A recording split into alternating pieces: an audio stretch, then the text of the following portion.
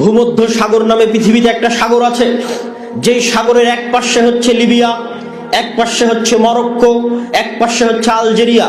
Libya, Morocco, Algeria এগুলো হচ্ছে ভূমধ্য সাগরের এক পাড়ে। আর ভূমধ্য সাগরের আর এক পাড়ে, ভূমধ্য সাগরের উত্তর পাড়ে হচ্ছে ইতালি, স্পেন, ফ্রান্স, গ্রিস ইত্যাদি রাষ্ট্রগুলো।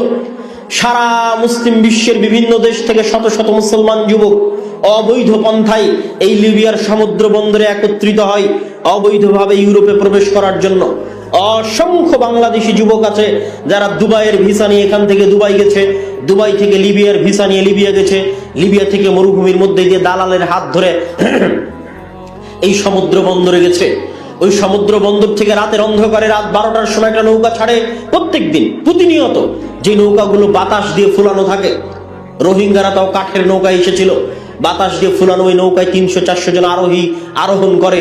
এই 300-400 জন আরোহীর 300-400 জনই মুসলমান। সারা বিশ্বের মুসলমানদের করুণ চিত্র এই একটা ছবিতে, একটা পিকচারে আপনি দেখতে পাবেন। সবই মুসলমান।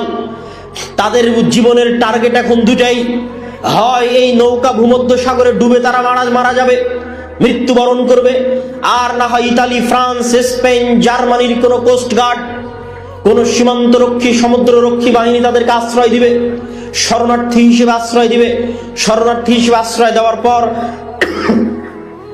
অবৈধভাবে তাদের যাত্রা শুরু হওয়ার পর তারপরে একটা সময় গিয়ে তারা পাসপোর্ট, বৈধ লিগ্যাল ডকুমেন্টের তারা অধিকারী হবে এবং তারা ওই ইউরোপ এবং আমেরিকার দেশে গিয়ে হয় ট্যাক্সি ড্রাইভার, না হয় দোকানদার, না হয় রেস্টুরেন্টের ওয়েটার, আর না হয় কেয়ার হোমের জব।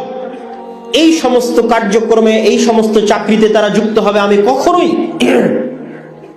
আমার ওই সমস্ত ভাইকে আমি ছোট করে কথা বলছি না, বা মধ্যপ্রাচ্যের দেশে আমাদের যে সমস্ত ভাইরা লেবারি করে তাদেরকে ছোট করে কথা বলছি না। আমাদের এই ভাগ্যের জন্য আমরাই দায়ী, কেননা আমরা কোনোদিন পড়াশোনা এবং শিক্ষার গুরুত্ব দেইনি।